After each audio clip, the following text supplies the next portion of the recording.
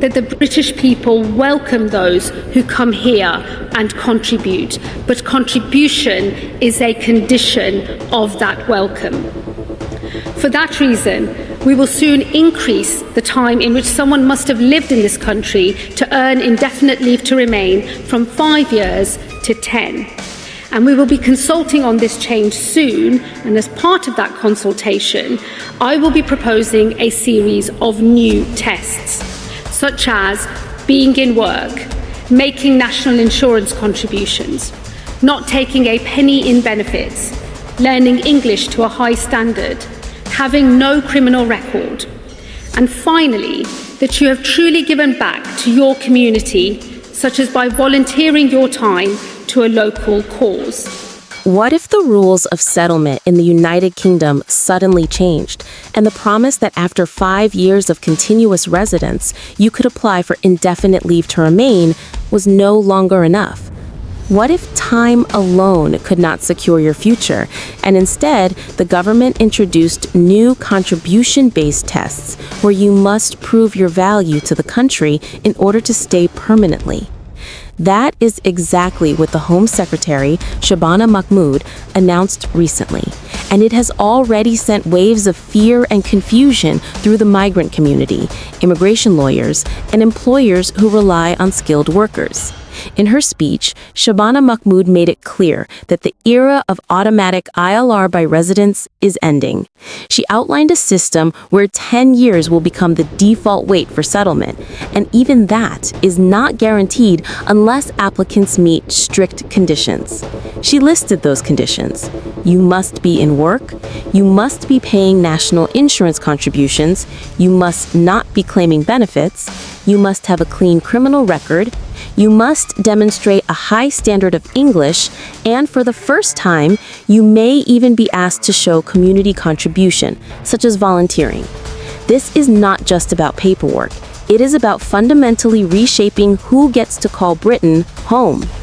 This is UK Immigration Express, where we take complex UK immigration news and visa rules and make them clear for you.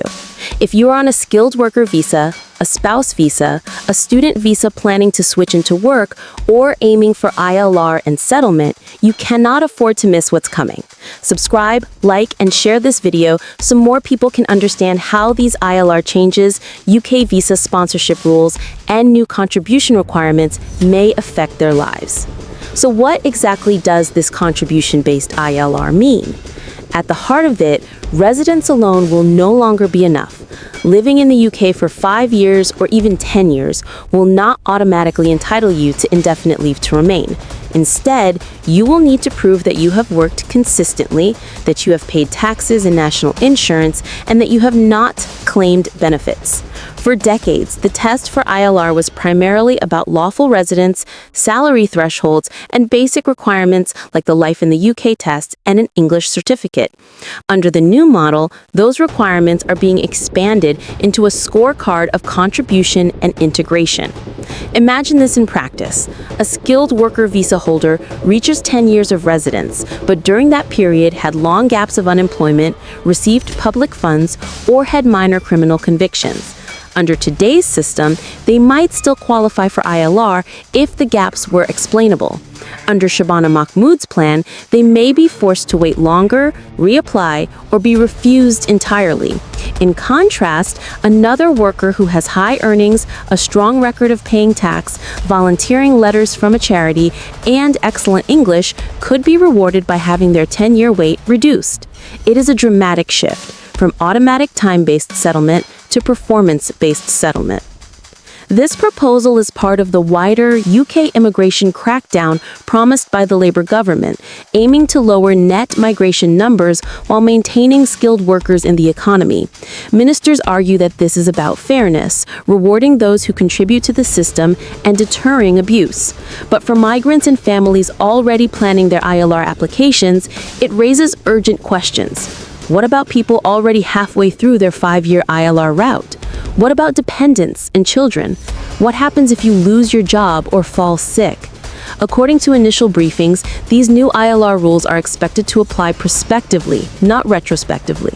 That means if you are already on a 5-year track to settlement under the skilled worker visa route or the spouse visa route, you are likely to remain on that pathway. But the consultation will be crucial to confirm the details. There may be a cutoff date, a transition period, or different rules depending on when you first applied.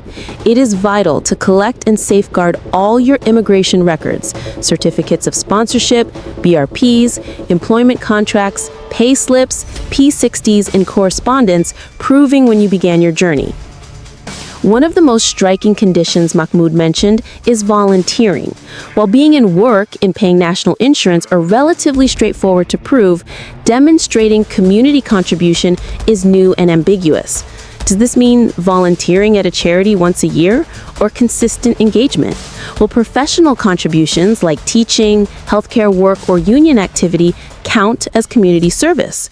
Migrants will likely need letters from charities, records of hours, and signed references to prove they have been actively helping their community. Immigration advisors are already warning people to start building a verifiable volunteering trail now, so that when the rules change, you are not left scrambling for evidence. Another key condition is the requirement to avoid claiming benefits.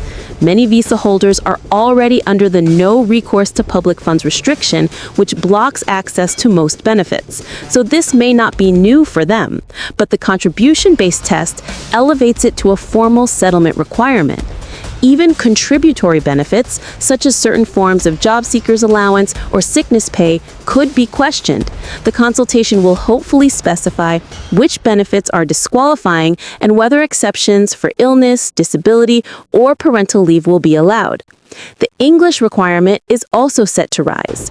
Currently, ILR applicants must demonstrate English proficiency at B1 level. Mahmood's proposal signals that a higher threshold may be required. Applicants should prepare for stricter English exams, possibly closer to B2 or C1 levels. If your current English certificate is old or borderline, now may be the time to prepare for a higher level secure English language test. The Life in the UK test will likely remain, but English could become the more significant barrier for many. And then there's the issue of criminal records. ILR can already be refused if an applicant has criminal convictions or fails suitability checks. The new model puts this front and center, framing it as a fundamental part of the clean record requirement. That means even minor convictions could become bigger obstacles than before. If you have any history with the police, it will be crucial to obtain accurate disclosures and legal advice before making your ILR application. For people on the 10-year long residence route, the news is particularly unsettling. Under current rules, anyone who has lived lawfully in the UK for 10 continuous years can apply for ILR regardless of route. Mahmood's announcement suggests that automatic by residence will be scrapped. Instead, long resident applicants will also have to meet contribution tests. In other words, 10 years of lawful stay by itself will no longer be enough. You will still need to prove work, NI, English, and good character. This is a major cultural and legal shift in the settlement system. Let's not forget the political context. The Labour government is under pressure to demonstrate control of immigration while also avoiding the economic disruption of cutting skilled migration too drastically. The Conservatives previously floated abolishing ILR altogether for work routes. Labour's contribution test is being pitched as a middle ground, firm but fair, protecting public services, rewarding integration, but not shutting the door entirely. Whether it is fair or not will depend on the detail, how accessible volunteering is, how gaps in employment are treated, and whether exemptions exist for carers, dependents, or vulnerable groups. Certain exemptions are already being hinted at. Family routes, such as the spouse visa and partner of British citizen, are expected to keep the 5-year ILR track. Victims of domestic abuse will retain protections. EU citizens covered by the EU settlement scheme will keep their permanent residence rights under treaty law. But for skilled worker visa holders, graduate visa switching into work, and long residence applicants, the 10-year contribution-based system looks set to become the norm. So what should you do now if you are aiming for ILR in the UK? First, gather your evidence. Download your employment history from HMRC. Collect payslips, P60s and contracts. Keep everything showing your national insurance contributions.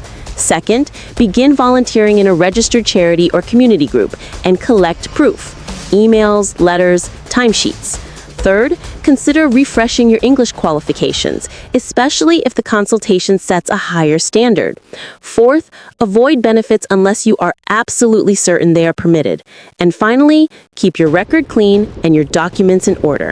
When the consultation is published, engage with it because these rules are not yet law. They are proposals. Your feedback and the feedback of communities and employers can shape the final immigration rules. The shift from time-based settlement to contribution-based settlement is profound. It means the UK is redefining what belonging means, not just living here, but proving value here. For migrants, it adds pressure, but it also provides clarity. If you work, pay taxes, build community ties, and stay compliant, you can still earn your ILR. For those who hoped time alone was enough, the message is stark. The clock is no longer your only proof. Before we close, I want to hear from you. What do you think about these ILR changes and contribution-based tests? Are you worried about the 10-year requirement, the volunteering proof, or the higher English standards? Leave your thoughts in the comments because your story may help others prepare. This has been UK Immigration Express, where we take complex UK immigration news and visa rules and make them clear for you. Like, share, and subscribe so that together we can keep turning confusion into clarity.